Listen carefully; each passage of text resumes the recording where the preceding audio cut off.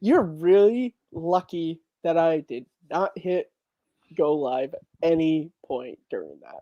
Also, by the way, welcome back to Simple Tricks and Nonsense. Cold What up? open. What up? What up? What up?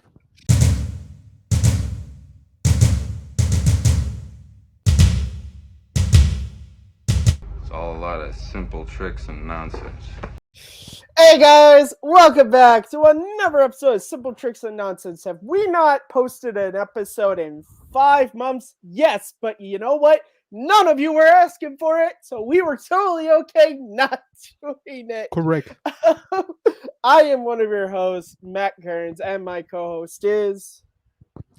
Abraham Flores. Did you forget your own name for a second? Sometimes. Can I also talk about Mike did this on the Fan of the Podcast. Am I doing StreamYards wrong because I'm not pimping out my Twitter account? Am I doing StreamYards wrong? I don't know. I just left it there for a while. I guess I want to reach 100 followers, so I just need 3 more people. You don't have 100 followers? I don't have 100 followers. I have 97. Can we time out here, guys? Abe has been on this channel for 5 years. He was around when we were actually fairly successful. He doesn't have 100 followers. That's kind of funny, but also really depressing. Fuck! It went down. No, 95. Look, I'd follow you with Vinny's account, but unfortunately, Vinny's account can only follow Sylvester Stallone. No, He made those rules. I get the joke. He made the rules. I would. We should really get him on the show at some point. Or we should just do a Vinny and Kermit show. How have I not done that? I think we That'd be want the drunkest, craziest time. They just wouldn't be able to record. That's the problem. I think we want the channel to continue living, and after that video, we're gonna be taken down. We're just gonna get 3 strikes, just right away. Yeah, they just be copyright strikes, content strikes. They just be like language. And now, what do you call it? Kermit's owned by the mouse, so I get This is exactly what would happen if we posted that video. You just hear, you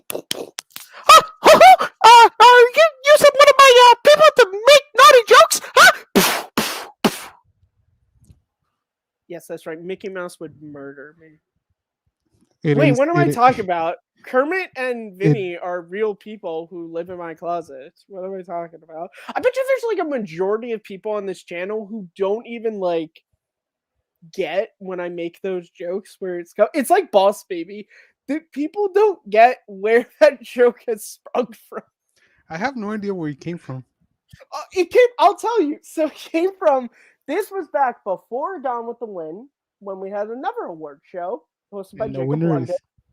And we were doing the run up to the Oscars, and he asked me to be on, even though in 2017, like now, I barely saw anything in 2016, but he asked me to be on, and so we were going category by category, and we get the best animated feature. And Jacob was asking who do you think's gonna win and why, blah blah blah blah blah. And he comes to me and I go, Boss Baby is gonna win. Now, a lot of you might be saying it's because it's the only animated feature I saw this year, and you'd be correct. And from that sprung, because Kristen, I think, was on it or watched it, and she got mad because Boss Baby she thinks is terrible, which then led to me. I'll find it on my Letterboxd account. I made a list just for her. What won that year, Moana? I think. I can't remember. Yeah, Boss Baby was 2016. Well, it would have been the 2017 ceremony. Yeah, so Moana won that year. Yeah. Boss Baby should have won. Moana's okay. Boss Baby is incredible. That is the one shameful thing is I actually do genuinely like that movie, but at this point I've made such a joke of it that I don't think I can seriously talk about it anymore. Oh my lord. Oh yeah, here I made this list. Top 10 movies that got screwed out of their deserved Oscars, and it put Boss Baby at number 1. I mean, Moana's pretty good. People say No, I look like Moana's Maui. great. But that's why. You know what the funny thing is about that is I can tell this inside joke, and the thing is, so few people are going to listen to it that no one's even going to know that no one's even going to know. Do you think people actually think we think Boss Baby is great? What? Like, do people really think we think Boss Baby is great? Like that it transcends the levels of cinema and society and art, and Oh, it's like truly it's better than Godfather Part 2? yes. I Well, mean, it we know is. that. Oh, I mean, we know. yeah, Well, but there's just like there's just like things in film that it's just like are undeniable facts. Like before there was color in movies, there was black and white. Before there was sound in movies, there was silent movies. Godfather 2 is a shit movie compared to Boss Baby and Boss Baby Family Business. It's just like facts. but I just think it's not fair to compare any movie to those two masterpieces because no movie can reach it. Like it's Yeah, not fair to no, compare. it's Like right. it's a top, you know. No, It's like yeah, it's comparing like humans with God. Like it's yeah, not no, fair. that's true. You won't be able to achieve it. Yeah, you want like when you do comparisons like that, you want something that it's it's like comparing, The Empire Strikes Back to Wrath of Khan, Both have really good qualities to them. It's a pretty even fight. On a given day, you can see one of them take it. But yeah, when you're comparing Boss Baby and Boss Baby Family Business to literally any movie, Or any it, piece of art. or any piece of a like the Sistine Chapel, I'm not even sure holds a candle. Ave Maria, I don't think holds a candle. Like I I just think it's a beautiful does not describe the word. And now after watching West Side Story yesterday, I want to do a parody of Maria, but for Boss Baby. You know, Matthew. It's the most beautiful film I've ever seen. I have a question for you. Yes, I Who may have an directed answer. West Side Story? The most recent one. Robert Wise directed the original, No, the most but recent one. Steven Spielberg directed the most Do you recent have one. something to tell me about Steven Spielberg? Yeah, okay. So guys, as you can see by the title of this video, we were talking about directors, but there's no structure to it. We're kind of just Joe Rogan in it. So we're probably going to go on long tangents. I have no clue how long this episode is going to be, but I mean, legitimately, like me and Abe will make jokes, but we are definitely going to get into, Nothing I say is a joke. we're going to get into legitimately interesting conversations. But yes, Steven Spielberg, I'll just say it off the bat. He's my favorite director of all time.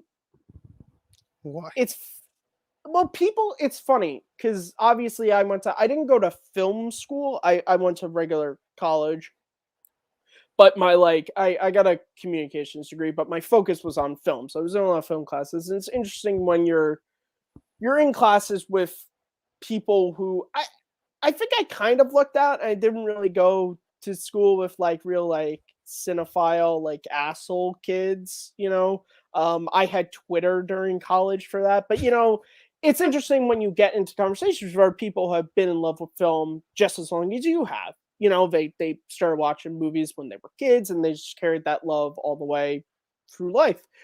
And some of their favorite directors are Quentin Tarantino, Martin Scorsese, people.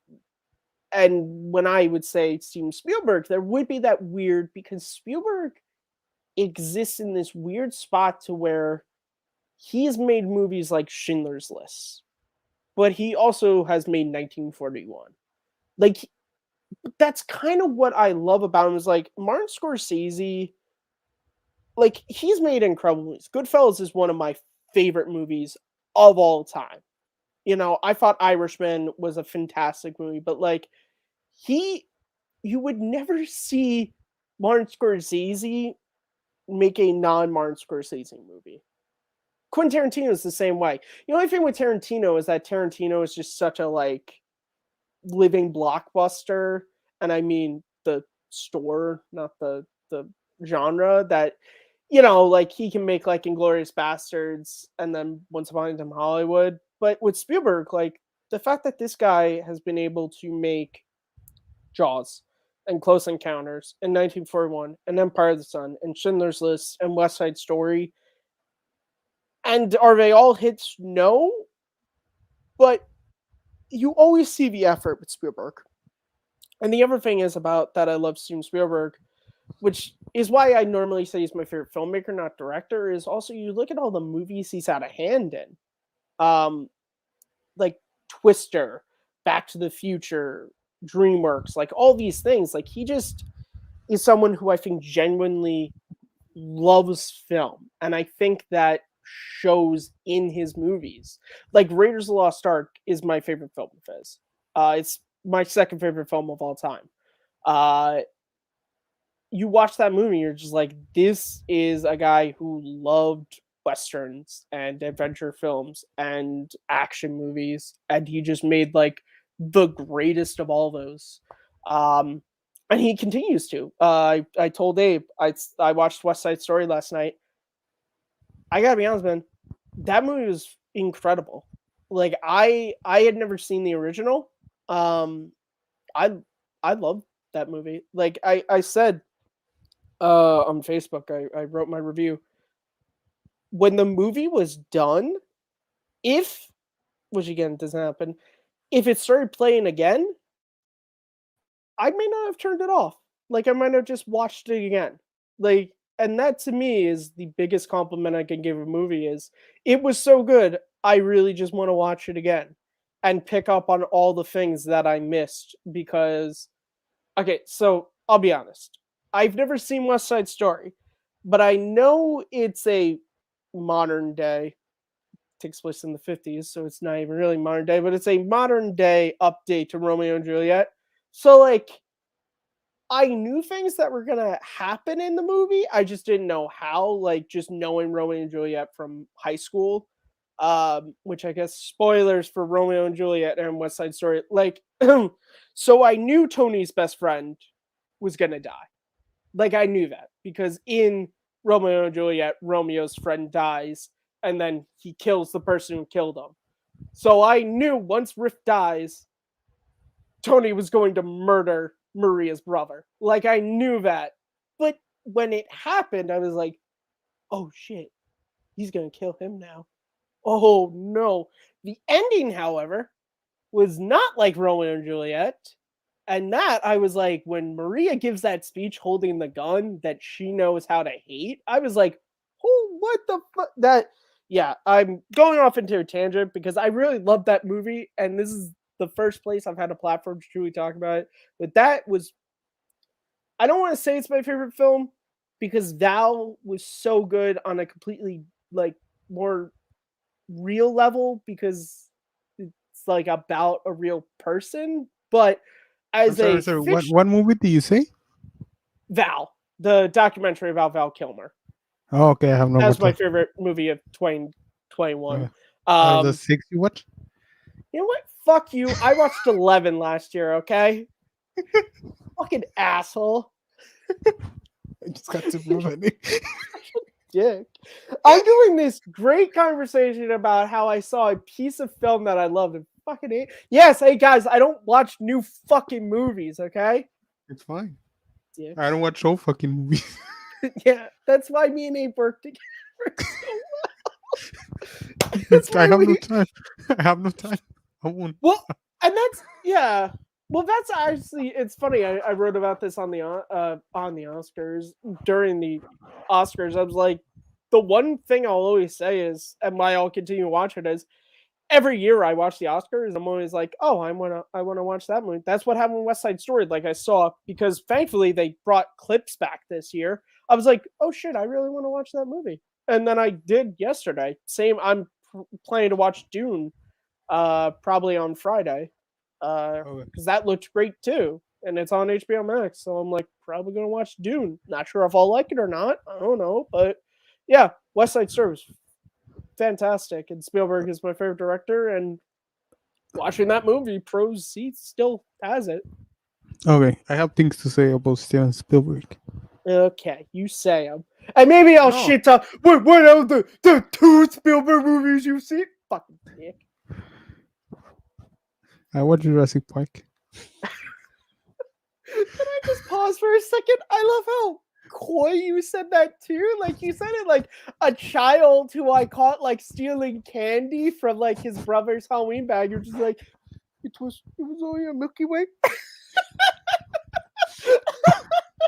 No, no, no. The thing about like the thing of people like Spielberg and I would say like Ridley Scott, Yeah, Martin Scorsese, that those filmmakers have been working since the 70s. yeah, Like it gets to a point that you say like, why you do it anymore? Like when I watched West Side Story, and I was not as much of a fan as a film as you are because I was kind of bored, honestly, just me being me. yeah. That's fair. uh there's to a point like the craftsmanship of the film that it's spotless. Like you cannot criticize anything that those guys put on screen. Like the frame is great, the composition, the music, the editing is gonna be Yeah, great. They're gonna bring out the best performances of the actors. You're rarely gonna get that, and that's something Spielberg does regularly. And I think the great thing about Spielberg as a filmmaker as a whole, that he's able to combine the commercial side with the artistic side. And I think that's why a lot of people put in a pedestal in Hollywood. Like he's the top one of all time because he understands the business in that way that you can put art and make money off of it. And you see it like in all his films, like since Jaws. Well, Jaws was an accident, but you see the greatness. I mean, an accident in a way that it was released and everything. Like it was out of the blue, and you yeah. just start seeing it. Like it's just a great combination of art and I business. You know the thing about Steven Spielberg is, and this is a problem I've had with movie critics recently, even some filmmakers. There is this notion that general audiences is this dirty word. That general audiences, it is this wide brushstroke of stupid people, just dumb people who just want to shove popcorn in their face and go to the theater and just sit on their phones, and they don't get movies like us elite like film Twitter people. Steven Spielberg is one of, if not the only working director who gets that general audiences are smart and gets that what general audiences want is escapist filmmaking. And that is what Spielberg always delivers. He always delivers because the way you escape into film is into a world. And that's what Spielberg always does. He always crafts a believable world, even in the movies you may not like. Like, say what you will, I love War of the Worlds, but I know a lot of people don't like that movie. But say what you will, Spielberg spends time crafting a world to where like that family dynamic with Tom Cruise feels real. Tom Cruise feels like a shitty like dad who kind of neglects his kids. Like it feels genuine. Like and that's he's able to do that, and I think like, and again, I don't think that like Martin Scorsese, but like, well, no, he does, because you hear all the shit he says about Marvel movies, because those are for general audiences, not the art movies that I make. And it's just like I've always had a problem with whether it's film fans or filmmakers who try to put down other people for enjoying something. Like what the fuck? Who cares? Like who cares if I like watching Captain America beating up aliens?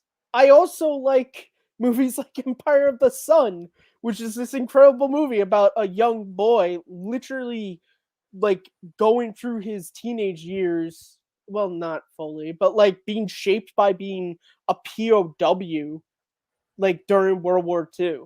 Like that, it's you can love both, but there's this notion that journalists is just stupid. Except for Spielberg, he gets that like no, people just want some escapist filmmaking, and I'm just gonna do that. If I can make some movies that go a step above it, okay.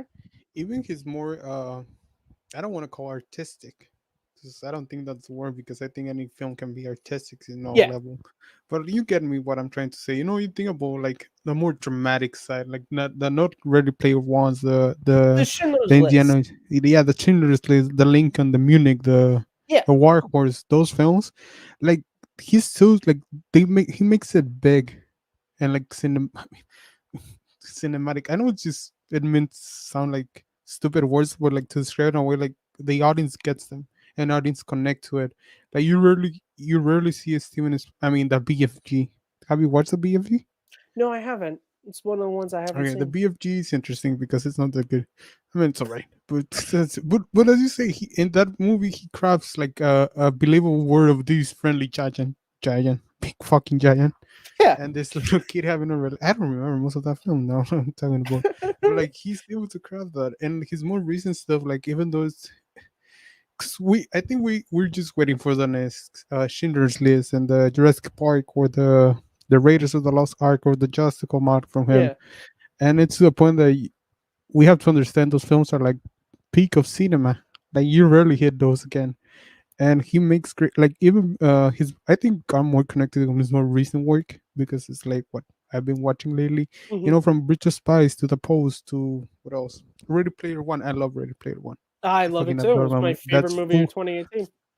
How many? 12, 14 movies? You know what? I saw more than 10 that year. I was able to craft a very good list. I'm just kidding. Such a dick. I mean, I've dealt with this shit for 5 years. don't bring it up. Don't bring it up. I'm just gonna mention it every time.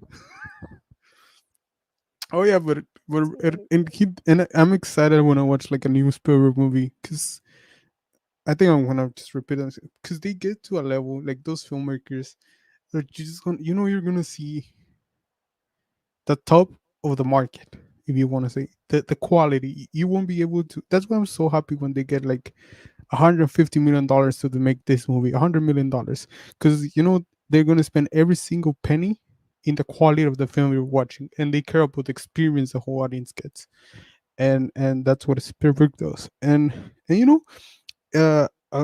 cannot call myself a fan of Steven Spielberg because I don't rewatch. I don't go back to his movies. Oh, I want to watch Yeah. E.T., but there's some that they just transcend you like an emotional. Like I love E.T. Like E.T. the Extraterrestrial. That's my So favorite Spielberg movie. I gotta just talking about an emotional thing. So to sort of pull the curtain back and reveal the wizard, sort of more personal stuff. Last January, my grandmother passed away. She was living with us for almost 10 years.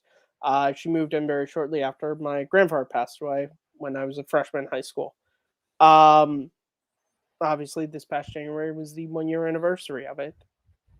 That week, just kind of out of the blue, I was looking for a movie to watch because that entire week I was just like depressed and just not. And I was just looking at my movie shelf and I was like, oh, E.T. Haven't watched E.T. in a bit of time. When it got to the part when E.T.'s dying. Now, mind you, I have seen this movie so many times since childhood. I saw it the first time in 2002 when it got re-released. I can't tell you how many times I've seen it. I know E.T. I know the ending. E.T.'s alive and he's totally fine and he gets back home. But when he's dying, I kid you not, I started to ugly cry. Like heaving. And it's because during that week, I had not done that. And I had all these emotions. That is the mark of a great filmmaker to me. That I have seen that movie countless times, and I know it like the back of my hand. But Spielberg was still able to take me on that emotional ride. That he gave me a cathartic moment within his movie. It's something that is just like I hope Steven Spielberg takes the same elixir that like Tom Cruise and Brad Pitt and Keanu Reeves are taking, so that he never dies. And he's kind of not aging. He kind of stopped aging a long time ago. I feel like he's Actually, just had yeah. the gray beard. But we are never going to have another Steven Spielberg ever. We are never going to get another one of him. We'll get over Martin Scorsese's. And that's no offense to Mark. That's no offense to when I say that, I mean we'll have other really great high art directors, but we're never gonna get another Steven Spielberg. No. Okay. Never. Fucking Coppola in the 70s was just like Scorsese. No. Don't even start with me. Don't even fucking start with me. Look, Don't I'm even sorry. start with me. I'm so sorry. Yeah, we'll never get those no, eyebrows directing a movie. no, You no, are no, right no. about that, Abe. No, You are these, right about that. no, it's not. It's no, no. Don't Yeah. say that. Oh, Don't say why? that. Why am I not Because allowed to say that? Scorsese's he's top level. He's the best of all time. And how argue with anybody? The best of all time? Best of all time. The best of all. There's Really? nobody that has his craft as pointed Coppola? as. Whoa, he hasn't made a movie in 20 years. Dude, who the fuck? You said best of all time. That Orson Welles hasn't made a movie yeah, in 20 yeah, years. but he's alive. That's different. I mean, if you're dead, you're dead. But like, Yeah, a bumper sticker. look, Coppola had a run. The Godfather, The Conversation, The Godfather Part 2, and Apocalypse Now. Apocalypse Now. I'm sorry, you're leaving out Outsiders. Outsiders is a fucking Outside is really good. movie. Yeah, but Yeah, but then he made it's not- Godfather 3, which despite what some people on comments on a recent tournament might say, Godfather 3 is not good. Please stop convincing yourself that Godfather and look, if you think it's good, like I make a show called Second Look. I think Batman Forever is good, but like don't fucking kid yourself and say Godfather. Like, you can love Godfather 1 and 2 and admit that Godfather Part 3 kind of sucks. There's a reason why Coppola just released a re-edit of it. He don't really release re-edits. He didn't fucking release a re-edit of Godfather and Godfather 2, did he? No. Because they're perfect. Fucking Sofia Coppola in that movie. And look, I get Winona Ryder was supposed to do it, but she fell out, and so Coppola threw his daughter in there. She's a really good director. Thank God, because she can't fucking act her way out of a paper bag in that movie. Literally, Pacino saves that movie. The problem is, it was 1990s Al Pacino in that movie. And I love 1990s Al Pacino is in Dick Tracy, okay? He's in Scent of a Woman, which I haven't seen, but I've seen clips of, and he's fucking, that's hoo-ha came from that movie. But that's, look, Godfather Part 3 has one of the best lines in any movie ever, though. Every time I think I'm out, pull me back in. Can we also talk for a second about that? Coppola hasn't made a film in 11 years. His last one was Tweaks. Okay. Which I have not. Can I be honest? When I said that, I was trying to say we'll never have another Steven Spielberg, and I just picked a random high art director. I apologize, Mr. Scorsese. I know you're going to write a tweet about how Take 3 is not a real YouTube channel, it's just popcorn entertainment, and you are correct in that regard. Thank you for watching us. I mean, no disrespect to him. I'm sorry. I probably should have said Orson. No. Honestly, apart from Citizen Kane, whatever fucking movie did Orson make that was like of any treatment. Have you watched Mank? No. Oh, I watched Mank. Mank? Yeah, with Gary Oldman. I watched it. Yeah, you liked it? Yeah. It was fine. I like Trial of Chicago 7 better. That was a really good movie. Martin Scorsese. After the disrespect this man gave you. Talking about Coppola, can we talk about the Oscars, that shitty tribute they gave to Godfather?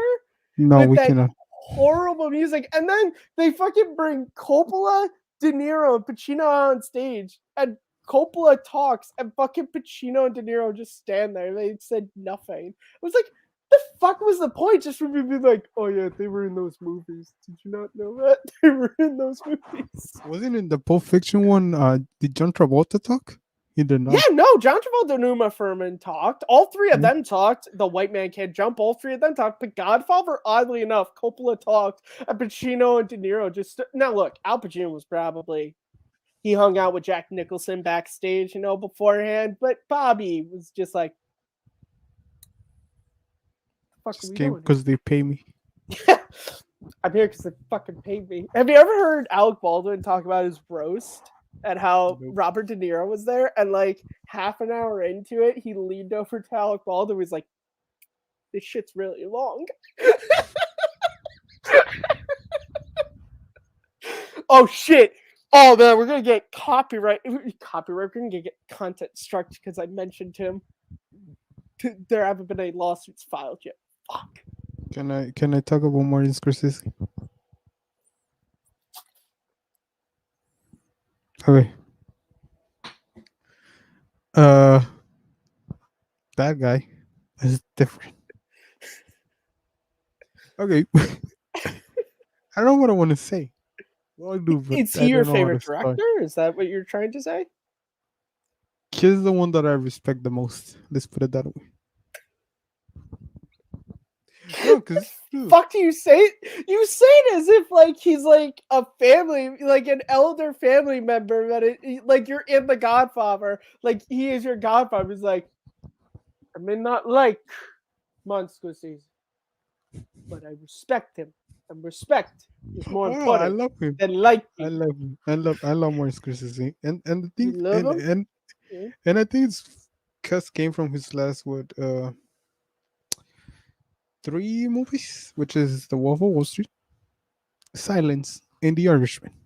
I've seen 2 out of 3 of those. Okay, but the thing is that guy is 77, 78 years old, probably. Like he's above 70. And I think he has made, because he has made great movies. You already mentioned Goodfellas. I love The King of Comedy. It's one of my favorite films. Yeah. Gangs of New York. Joker ripped off somebody. Yeah. The Aviator. Raging Bull, which is fuck, Raging Bull is so good.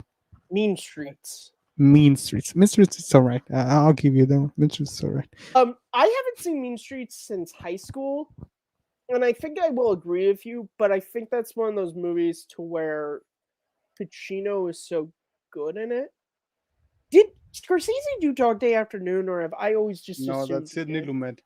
See, no, Oh because my it's like God, honestly, Sidney young Al Lumet. Pacino worked with like so many directors. I can't always remember who he did what with, and that's no offense to that's Pacino, just my own Pacino in the 70s like Zendaya right now. He's just like, if you have a part, I'll fucking do it.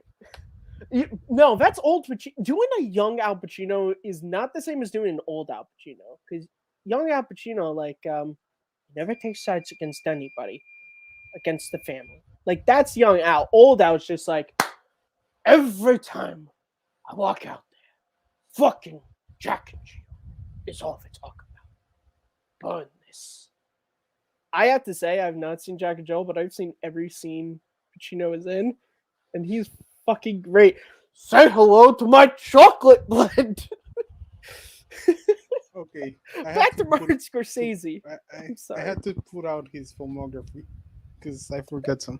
Because it is just so much. It's like quality. an Italian dinner. It's so fucking. You know, a lot of people beautiful. may say like he's always telling the same story about the rise and the fall of a man and toxic masculinity and the woman he fucks around like through his life, which is kind of true. I literally just thought in that one thing, I was like, well, that's Goodfellas, Casino, Raging The Wolf of Wall Street, maybe The Irishman, the Aviator, The Irishman. Yeah, no, Irishman isn't about him fucking around anybody. No, but it's his life and how he falls and whatever, you know, at the end. I don't know. That one's weird because there's like the whole friendship with Jimmy Hoffa, but then the sort of turn on Jimmy is a whole. Do you know who played Jimmy Hoffa in a movie in the 70s? Sylvester Stallone. He played Jimmy Hoffa in Fist. Well, I don't know that one. Yeah, it's a good movie. It's a really good movie. But it's funny because when I saw Irishman, because I didn't know who the fuck Jimmy Hoffa was, but then like when Irishman came out, there was all this stuff about like who Jimmy Hoffa was, and then I realized I was like, oh my god, that's what that Stallone movie. I always just thought that was a fictional story. Now the ending makes so much sense because the spoilers for a movie from the 70s, the ending ends with Jimmy getting murdered because like the famous thing is no one really truly knows how Jimmy Hoffa was killed. And then it just ends with like one of the trucks has a sign that like what happened to Jimmy. And then I like made the connection. I was like, oh, Stallone was playing Jimmy Hoffa in that movie. Okay, that does make sense. Okay. All right. Oh. Okay. So, back to Scorsese. I had to bring up Stallone. As I mentioned. I don't know where we are. The Wolf of Wall Street. I have a poster in my room. And every night I stare to Leonardo DiCaprio's eyes, and I Wait, just what look the at him. fuck? I have a Wall Street poster in my room. No, I'm talking about this. I think I might be wrong about Fist being about Jimmy Hoffa. I'm sorry. Yeah, Wolf of Wall Fisting Street poster. You stare it in and you think about. Most people would think about Margot Robbie for the way, but no. Abe thinks about. Leonardo DiCaprio. Exactly. Um, No, but he I I you know just who's great in that salivate. movie? Who? I hope I'm saying the actor's name correctly. John Barenthal, Punisher. Berto? Yes, yeah, Berto. He's fucking so good. He's my Ev- favorite part of that Everybody, movie. you He's know, I my think favorite part of that every movie. every actor, because they know they're working with Scorsese, so they bring their Yeah, A game. So they give their best performance of their career in a Scorsese movie. he's so just like his first scene. Yo, why don't you bring me a pair of your sister's panty this time? She don't want to see you. Ma, get the fucking chicken going. I'm gonna eat chicken today. It's not a joke. I went to In-N-Out, and right now I'm gonna eat chicken. I just fucking love him in that movie. He's so funny. When he punches Jonah Hill. And He Jonah died. Hill in that movie. Oh my lord. He's great too. I don't think I want to be able to talk about Martin Scorsese. Yeah. Well, you leave these long pauses because you don't know what you're saying. I'm attempting to fill them for our audience. Okay, Scorsese is the director that I salivate when watching his films because he has a craft perfected as Spielberg, and I think I can say that about them. Like both those two, like I mean, they're friends. Maybe that's why they're friends, you know. Iron Well, sharpens iron, even though it's not a competition. But they probably see each other's films like, damn, Marty, you did that. I want to do that next time. I want to try to do that because you know you compete with your friends. That's normal human interaction or normal male interaction, toxic yeah. masculinity, okay, people. But he gets great performance from his like.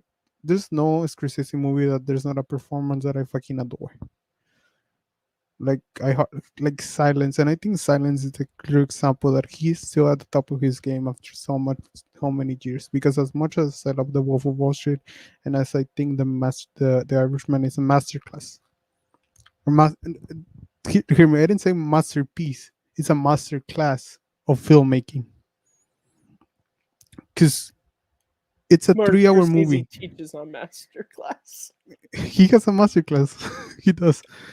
I want to watch that. Masterclass sponsor us. You're gonna want to watch this and give us money to do Yeah. this.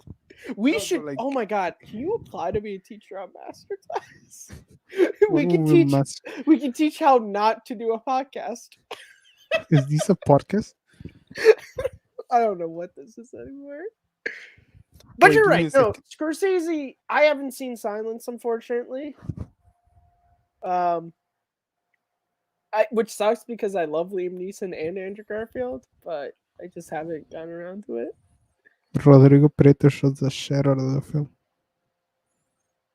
You know when you talk about because he makes these movies to and they feel cinematic. You feel I hate you to use that word, but you feel that they're worth being in the theater to watch. And I did not have the opportunity to watch Silence in the theater because it was released in a really limited stuff like release. Mm-hmm. I watched it in a 13-inch MacBook Pro in 2016, well 17. So imagine how that experience would have felt different when you're involved in the sound and everything, and and they value directors like that. They value the cinematic experience of being in a theater with a whole bunch of people, and just taking you into this journey of whatever they try to Yeah. say. Did you Like see Irishman in the theater or no, I watch it on my TV. no? Because I know it did get a release. It got like a No small kidding, theater dude. release. I mean, tangent. Yeah, I was gonna watch it. I was gonna go watch it. yeah. It was like a 2 hour bus trip from when I was at Riverside to go to watch The Irishman. But it would be like a 12-day kind of thing. 12-hour kind of thing. Like wake up at 6 in the morning to get I was to the gonna theater. say Like 12 day. How far away is this theater no, from you? like 12-hour. And Yeah, but the Irishman had to wait like 2 hours for the next bus to take me. So I was like, probably should not. And I was a it's not college that. student, so I didn't have any cash. To pay for a $30 Uber. That's food for like half a day, half a Yeah. week. Uh, but that's the sad part. Like you don't. I have no experience with Scorsese for a while now. That last one was the Well, Wolf that's of like Wall Street. me with Spielberg. I'm trying to think of how many of his movies I've actually seen in the theaters. Coming to mind, I've seen E.T. when it got re-released. Saw Kimberly Crystal Skull. No, thinking about that, probably the only film I watched of Scorsese in the theaters is the Wolf of Wall Street. Yeah, I didn't see that. That was when my family was really big into bootlegging movies, so we just got copies. Okay, but I need to rephrase that. My family wasn't bootlegging them. This bar my parents hung out with, there was a very nice Chinese lady who got bootlegs, who came to the bar and sold them, and my family just bought a shit ton of them for a really good period of time. That's It's not. pretty illegal. That's illegal. No, it's illegal to do. It's not illegal to buy. It's still illegal. Shut up. Because So you I watched Dodgeball on Sunday, and it had one of those old ads to where it's like, you wouldn't steal a purse. You wouldn't rob from a store. So why are you stealing movies? If you pirate, it's stealing. It's against the law. And I'm like, can we talk my about family. how great Dodgeball is? I'm sorry? How great Dodgeball is? Like that movie's an epic. Dutch Boys? Dodgeball. Oh, Dodgeball. Yes, Dodgeball's incredible. I'm not It's sure an who the epic. director was. Oh, it's awesome. I think it's It's it's a I don't. legitimately okay, as someone who loves Joseph Campbell's hero's journey, it's a legitimate, like, it has all the things. It has the meeting the mentor, the gathering of the team, losing the mentor, refusal to the call. Like, it literally hits every single beat fantastically. I don't know who the director is, but I watched. So I had the I can unrated tell you the version. director right now is Rawson Marshall Thorber. Well, He Russell, has directed films like Red Notice, haven't Skyscraper, seen it. Central Intelligence, We're the Millers, Oh, that's a uh, great movie. Dodgeball. And that's his filmography. Well, so like in Oh, Dodgeball, The there's Mysteries of Pittsburgh. Manchild. the Josh McCouga story. I don't know. In Dodgeball when they go to the tournament, there's the Dodgeball like dancers.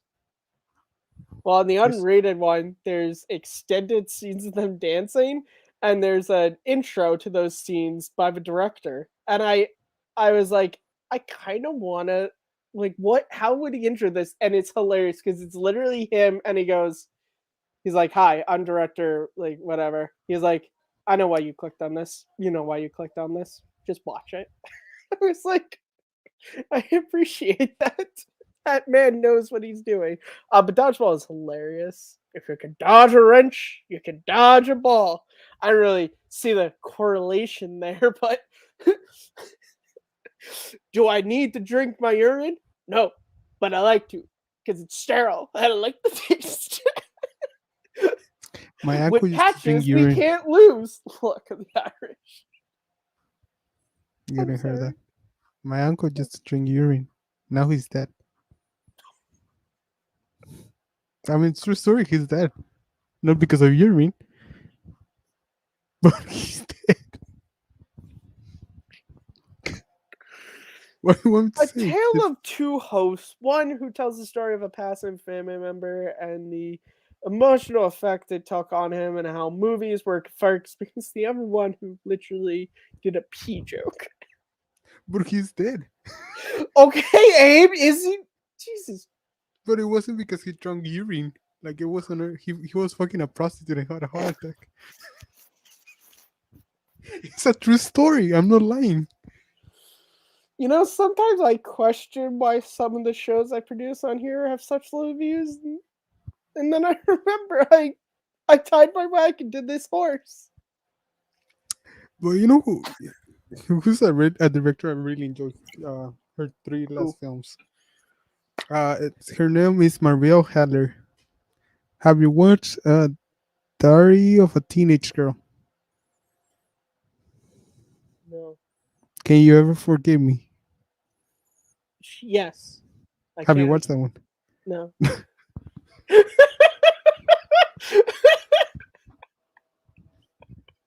A Beautiful Day in the Neighborhood.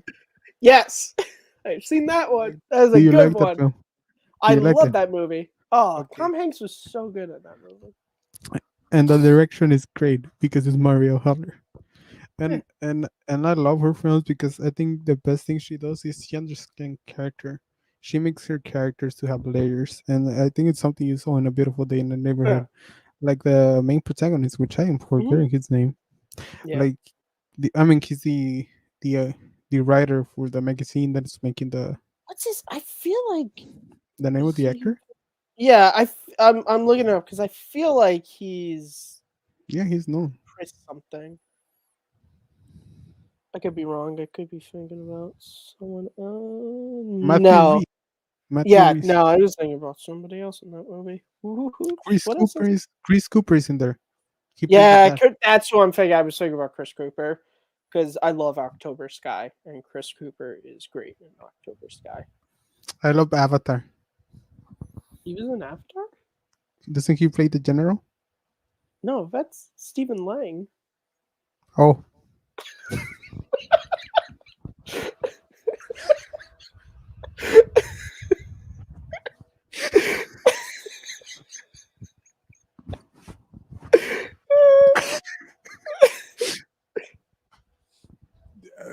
When did we stop talking about directors and we have a 30-minute conversation with Spielberg and 20 minutes of just me trying to make Chris Cooper, guys. He was so Chris Cooper is in Forrest Gump. He's in American Beauty, one of my favorite movies. Is he who's he in Forrest Gump? Oh no, he's not in He's not the one that loses his legs. That's fucking Gary Sinise. I'm so bad. Okay, Chris Cooper. Little What the Woman. hell, man? A Beautiful Day. He voices Smoking Cars 3. I don't believe you. Damn, he plays Norman Osborn? Yeah, in Amazing Spider-Man 2, yes. I didn't know that one. Yeah. Well, obviously, you probably watched that movie. You're like, God, that was a great and powerful performance by Sidney Lumet. But he plays that's gay. Orson Welles came back to life for Spider-Man 2 as Doc Ock. But like in the script, he plays a gay suppressed dad in American Beauty. I'm sorry, what? Like in American Beauty, he's gay. I haven't seen American Beauty, so I don't. Oh my! I don't know. We don't talk about American Beauty because Kevin Spacey's in it. And you mentioned him. It's just like Baldwin. We're gonna get. Oh, there goes our third strike. Oh my God! We shouldn't mention Harvey Weinstein either. He produced Pulp Fiction. Great. Next, you're gonna mention Mel Gibson. Oh, Will Smith. Abe.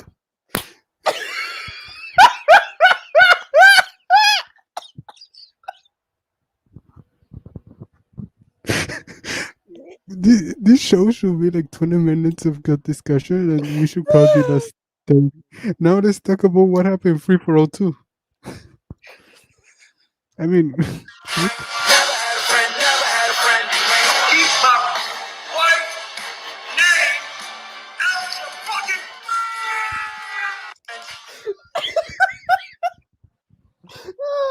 when YouTube asks if this is made for children, I'm gonna say yes.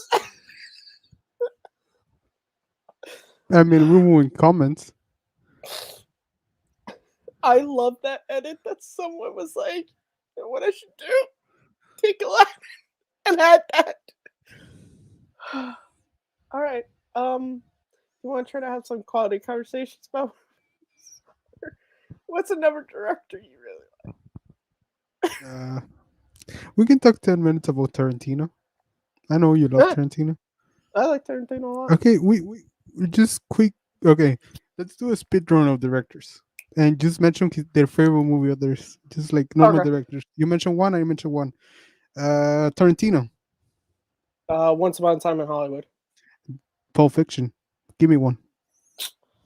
I'm trying to think of Francis Ford Coppola. That Godfather. Okay, my brain says Godfather, but my heart says Outsiders. Ridley Scott. Gladiator. I gotta give it to Gladiator. Okay, I think Thelma and Louise, That's a good one. but Alien, the original Alien. That's when we mentioned Pig Cinema, like Cinema Pig in 1979 when that film came out. No, I think the thing for me is I've always leaned more towards Aliens. Oh, more action heavy. No, yeah, when I watched Aliens, I was like, okay, I like this, but I was hoping for it's this. Whoa. Saying it's just action. That is not true. Oh Because no, it's not Ridley just in that action. movie Oh is no, incredible. oh no, the whole movie is great, but it's People not forget Ali. Sigourney Weaver got fucking nominated for Best Actress for Aliens. Get Like away that's from why her, I've you always bitch! and I get that Alien is more it's a haunted house movie in space. Like it's a far more atmospheric movie. Like it's incredible, but I always think that Aliens unfortunately, and I think it's more so because like James Cameron went on to do like Terminator 2 and True Lies afterwards, like that people have that like, oh, this is the beginning of like the actiony like shit or the aliens movies that followed, but like fucking you don't get nominated like how many action movies like even though Mel Gibson I think could have 100% got nominated for Lethal Weapon or Braveheart, and those are some people would say action movies like we already mentioned his name once, so you can separate the art from the artist, okay? Or not. I Oh, don't know. whatever. Uh, Whatever. Give me another director. Whatever, random. Never director. Christopher Nolan. Fuck. I I want to say Inception because that blew me away when I first saw it. But there's something about Interstellar that really resonates with me because I think I he's more human want it, film. Like but it's I've the most leaned to emotionally heavy film. So I think Interstellar. Like a couple years ago, I would say Inception because I think Inception is where he like greatest film. Like composed everything that Nolan is. Like if you were to ask me what's a Christopher Nolan movie, I will give you Inception. But Interstellar. uh I gotta say Inception, even though Batman Begins is really close. I think Inception, I think filmmaking, I think we talked about like creating like a world to escape into. He does that so well. Hans Zimmer's score is brilliant. The ensemble cast, like every actor kills it. Like there's a great video on Mr. Sunday Movies. You can find it to where Ben from Canada, that's his name on the channel. He does this video where he talks about Cillian Murphy, and he's like, it's funny if you watch that movie, like we see like all this like stuff like with Cobb and all this, but he's like, you can watch that movie and just pay attention to Cillian Murphy, and this dude goes like, that's a movie in of itself. This emotional journey this guy goes on, but it's like a like not even second tier story in that movie. It's like third or fourth tier. But he goes through like this emotional journey. But yeah, so another director. Okay. I know one of your favorites, Kevin Smith. Chasing Amy. Fuck. Why did I ask for this question when I didn't have an answer? I I mean, Clerks. The original Clerks is so good. It's good. It's good. It's fucking Tim delicious. Burton. Okay. You know, when I started watching film, like more like a more, I mean, like a hobby, because it's always been like to appreciate film, like Tim Burton, like as a teenager was Yeah. like he was Ed, because you know, he always tells the story of the outsider, and I sometimes, you know, you feel like that, and it's like he's great tongue as fuck. Ed Wood, like Ed Wood, it's Johnny Depp in that film, and everything. I think it's his best movie today, and I wish like cause something he hits his stride, because I miss, like, I mean, the old Tim Burton, because Mhm. with new stuff, it's like I think he has lost it a little bit, but he still has those glimpses of great film, like in Big Eyes and Miss Baker and Home for Peculiar Children. He still has that sensitivities. I wish like he would do something smaller sometimes, you know, just put it like this in this world and just tell this little story as he Yeah. greatly does, or he's Ed greatly Wood. able to do. Ed Wood Yeah, is great, but if you're asking me my favorite, it's Batman. I the think that movie original is or so good. Returns. The original. I watched Returns the other day. I fucking love that movie. It's Fucking Michelle good, but Pfeiffer. like the reason why I give it to Batman is one, Nicholson as Joker, and I just like the atmosphere of the Gotham. Like I love how in the first movie, it's this cool like it's kind of taking it's this real like film noirish to where like it's kind of taking place in the 80s because it has like an 80s computer and microfiche and Michael Keaton wears like an 80s suit and he has like a sport vest. But then you also have like Knox walking around in, like a trench coat and fedora. Like it's this cool, like just I don't know, and just like that whole world, and it just builds to an incredible climax. Like that moment when Batman confronts Joker and he's just like, "You idiot, you made me. You made me first. You killed my parents. I was just a kid when I killed your parents. You wouldn't hit a guy with glasses, would you?" Boom. Also, everyone loves to talk about the Dark Knight and the moment where Rachel punches Joker and he's like, "A little fighting you. I like that." And Batman's like, "They're gonna love me."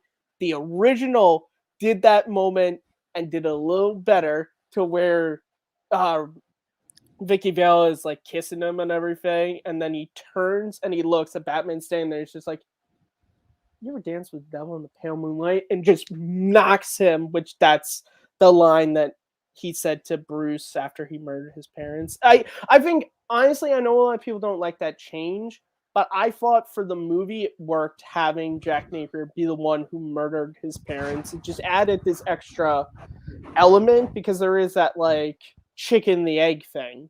Like he creates Batman, and in turn, Batman creates him. Like, yeah, I love Batman. Is it Your my turn? turn. Yeah. Okay, I got you one. Zack Snyder. Okay, I Oh, got mine. Oh wow, go you think go. about it. I can say Zack Snyder Justice League, but because I love that Mm, movie. That movie is fucking great. it was good. But the original, well, the remake of the original Dawn of the Dead. Yeah. Watching it, I remember I used to watch that on repeat because we have illegal cable. We have Dish, which was illegal at the time. I don't know. We got it. It was American in Mexico. You know Me those? and Abe both admitted to having illegal forms of entertainment growing Yeah. up. But I remember watching that film on loop when I was a kid. Well, Yeah. yeah, I was young, and it was a zombie movie, and I was so interested by it. And I watched it a couple years ago, and I was still like thrilled with it. And yeah, I think it's Zack Snyder's best film. Well, you know, Flash entering the Speed Force, shoot up moment. Oh, Rocky at the end of Rocky, nowhere in there. The Death Star blowing up, nowhere in there. Was it like? And the weird thing was I was like, if they didn't have the Matrix at the beginning, I would have assumed it was like only cheer moments from movies from like the last like 2 years. But no, I was like, oh, okay. This is what happens when you let Twitter do things, Oscars. But Zack Snyder, I gotta give it to Man of Steel. It's a Superman person. I really enjoy that movie. I really, really do. I think it's great. Okay, your turn. Ron Let's go. Howard. Fuck. I got mine if you don't have one. Okay, go ahead. I have to. Willow. Willow is my favorite. It's my favorite fantasy movie. It is such a fun movie. It has a lot of great like emotional moments. It's just like it's a great just like I've talked about on here so many times. Escapist entertainment. I love it. And a lot of people say, "Oh, it was just George Lucas was pretty much just doing Star Wars with more fantasy thing." Well, kind of, but like George Lucas is really good at telling fancy stories. So, yeah, Willow is my favorite, even though Apollo 13 is probably his best. Okay, give me a second. But as I Abe, think I think I'm forgetting one. IMDb's Ron Howard. Okay, no, I'm not. A Beautiful Mind. Like that film, really hit the stride when I watched. I was in this Russell Crowe. Like, you know, sometimes you get an actor and you just want to watch all his films because you're just amazed with how great they Yeah, are. I stumbled into Beautiful Man like 5 years ago, and that's the story of that man, and I think it was well deserved. That best picture is when you said like they gave it to the best movie of the year. I don't yeah, remember what came out in 2003. What else? But Ron Howard really did, and he's not that much of a hit because even his oldest films like Splash. I watched Splash for the first time. Well, I I had have watched it not before, seen it. but like as an adult, I watched because I remember watching it as a kid. But like as an adult, I watched it and I really enjoyed it. And I think he's similar to Spielberg. I don't want to say he's similar to Spielberg, but he can give you the art base and the entertainment value at the same time. But something he misses like a lot. Sometimes he just hits it. Yeah, So sometimes you get I like, you know, think in the heart of I've the heard this. sea. Yeah, I think Ron Howard. I think he's really good, but I think he is unfortunately sometimes he's a director who can, which you can't blame him. He's sometimes only as good as the script he's working with. Yes, if you give him a great script, he's gonna make you a good film. If he gives Yeah, you a bad script, he probably cannot yeah. you know, Like, read and look, subtitles. that's a lot of directors. A lot of directors. If you hand them a bad script, they can't take shit and make it into gold. You know. Yeah. Yeah. So I don't. Yeah. The unfortunate thing about Beautiful Mind is I talk about the movie a lot, but not really because I always just whenever someone's doing something crazy, I'm always just like, they're a beautiful mind in it. And most people don't even get the reference, so it's not even purpose. Like it's not even like it's not even like it's a useful thing to say, but I still always say it. Like if my sister's going crazy or something, just like my mom's like, "Oh, where is she? Oh, she's up in her room, a beautiful mind in it." Like, and my mom doesn't fucking know what I'm saying. Oh my god. There's Uh, these I don't remember the line. There's this great line. Like I don't remember the line, but I remember what I'm paraphrasing.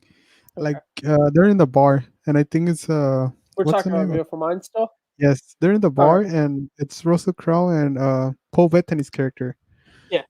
And they're having this conversation of asking the girls out. And I don't know, I think Paul Bettany just tells Russell Crowe's character, just ask them to go directly to the fluid exchange. And I use that thread so many times. It's something like that. It's around those lines. But fluid exchange, that just kept on my mind for so long since I first watched it. And I love using this. Okay, let me Uh, think for another director. Uh, you know, Guillermo del Toro. If you were like, I don't know if you're a fan of del Toro.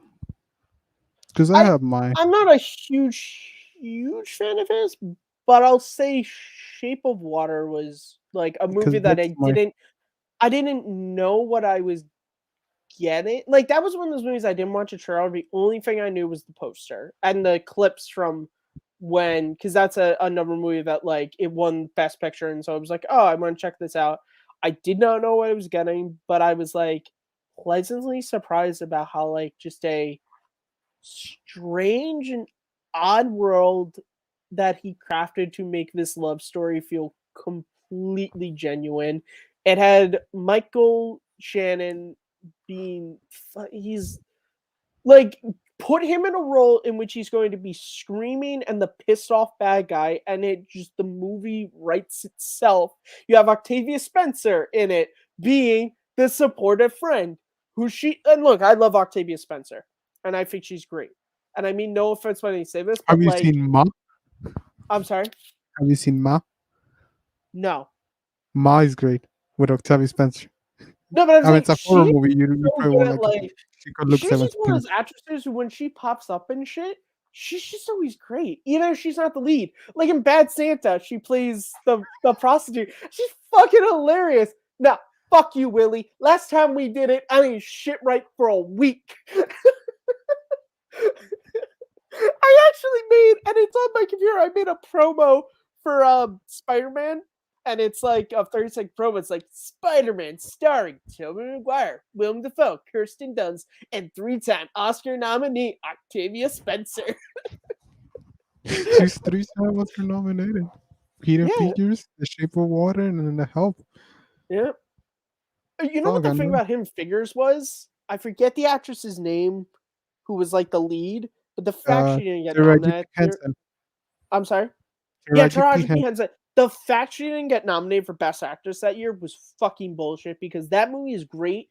The fucking speech about the bathroom alone should have gotten her the Oscar. I don't know who won that year. It was 2016. Emma Stone for La La Land. Are you? I love Emma Stone, but fuck that. There is no point in La La Land that Emma Stone gives a moment like the bathroom speech. Like, I'm sorry, there's not.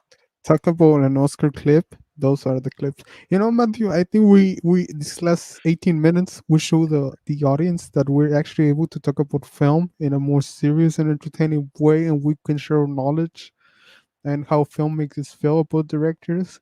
Yeah. But we also like dick and fart jokes too. That's why you come to Simple Tricks and Nonsense for both. You won't get some of these conversations that go with the win. No. I have not been in the show for a while. Sorry, Manny. I'm busy. I haven't been invited back since my last appearance. What was your last appearance? I think when Mank came out. That was a year ago. Although it starts with the greatest soundbite to describe me, to where Manning's like humming something and Malcolm's like, well, if you saw the movie that was from, you would get that. And I'm just like, I think we've proven on this show I don't watch movies. You do. I do. Yeah, I watch older, and I've talked about this before. I think it's just honestly, it's just not laziness. It's just like there are so many movies that have come out in the last hundreds of years of movies that I haven't seen them all. And I think it's easy because I know, especially now with the whole like all streaming services, like I know I didn't have to see Dune in theaters because it's going to be on HBO Max in a few months. You should watch in theaters. Probably should have, but I didn't. Okay. But you know, whatever. I think about it's hard because I remember in high school. I mean, I don't know how people watch 500 movies a year if you don't get paid for it. Like, I watch 100. I used to watch, I think, around 200 a year. So I cut my loss by like 200 new films. I don't count rewatches. Like new films, like introductions to films, because that's around the number I get. 100 a year in these last 3 years, I guess. But it's hard. Like if you don't get paid for talking about film, I don't know how you. If I was a film critic, hell yeah, I'd be going to see so many movies. But that's because it'd be my job. But like, it's expensive to go to the movies. Like, and also it's like when I was in college, I went to school as 4-day operating, and so I had for 4 years I had Fridays off. I saw so many movies in college because I would go to a matinee show on Friday. I paid $6 for every movie. It was great. Like, it was fantastic. I saw movies like Patriots Day and Guardians 2, like all these movies. And then I got a 9 to 5 job, and now I can't be like, hey, boss, gonna be late to work on Friday because I'm going to see Dune in theaters. Like, I can't do it. I can't. And then when I'm out of work, I'm too tired, and I don't want to drive to the theater. And the other problem is even during COVID, with all this shit, there are still the assholes who go to the theater and just fuck with you by being on their phones and talking during the movie, not about the movie, not about. I would be fine if you were having a quiet conversation about like, holy shit, can you just fucking leave? Like, what the fuck just happened there? Like that maybe, but being like, hey, so do you know if Denise is coming to the dinner party if she's bringing potato salad? Like, I'm like, shut the fuck up. Denise. The last movie I saw in theaters, the last movie I saw in theaters was the Batman. But before that, I think it was Ghostbusters Afterlife, I want to say. The last movie I saw in theaters. Do you like Ghostbusters Afterlife? Fucking loved it. Dude, that ending? Fuck. It pull my strings. It did. Like, I can say, Ghostbusters is in my top 10 favorite films of all time. When you talk about that franchise, I could say I love Ghostbusters Afterlife. Like, it is. And especially now that Ivan passed away, the fact that him and his son got to work on that movie, and that movie now, like, obviously still stands as a great tribute to Harold Ramis, but now that movie about kids and their parents, like, it takes on all. And again, Jason had no fucking clue his dad was gonna die, but like now when you watch that movie, it's even, that ending is gonna be, particularly between Egon and his daughter, is gonna be even more strong. It was you know what the other thing about Ghostbusters Afterlife was? It was just a fun movie. Like, it was fun. Like, I had fun with that movie. And I think we've doing this for an hour 13. I think this will wrap on that. I did too. I had to shut on the phone with them. I watched it on a Sunday, I remember. Yeah, but we were talking about directors. I know we went off on a bunch of weird directions, but getting back around to, like I said, film is escapism, and there are times when we need to escape because we're dealing with hard stuff.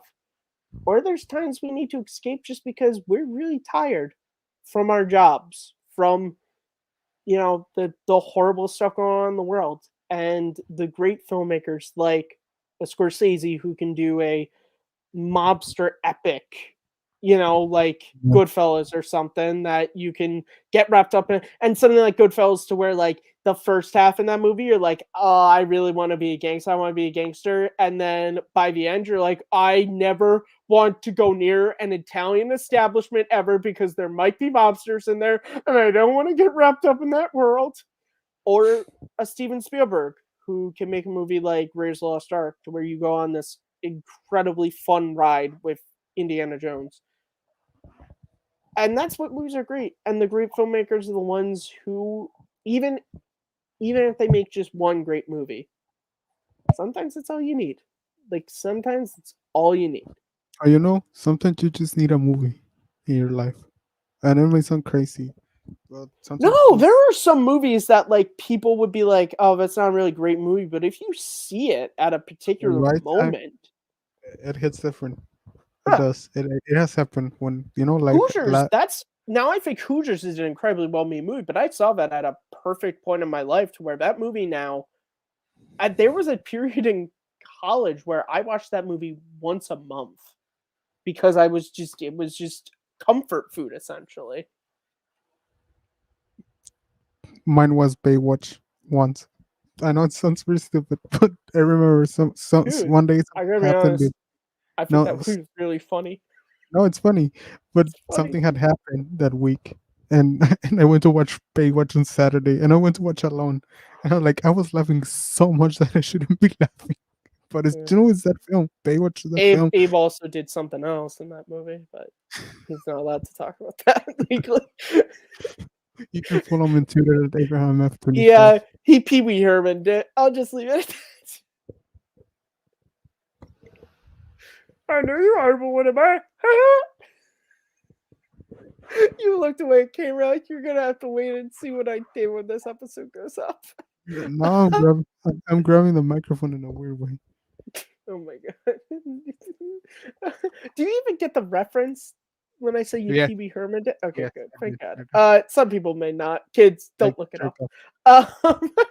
off. So yes, that brings it to a close. To this crazy episode that honestly I'm gonna leave unedited and just see how it performs. Maybe it performs really well. I hope it does because that means I won't have to edit these episodes anymore.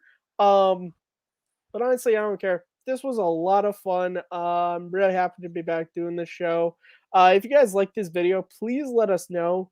I know it's easy sometimes to like watch a video and be like, "Oh, that was fun," and then just move on your day. But like, as two content creators have been doing this for 5 years and have not, at any point in those 5 years, been very popular on this channel, telling us that we're doing a good job kind of goes a long way for us.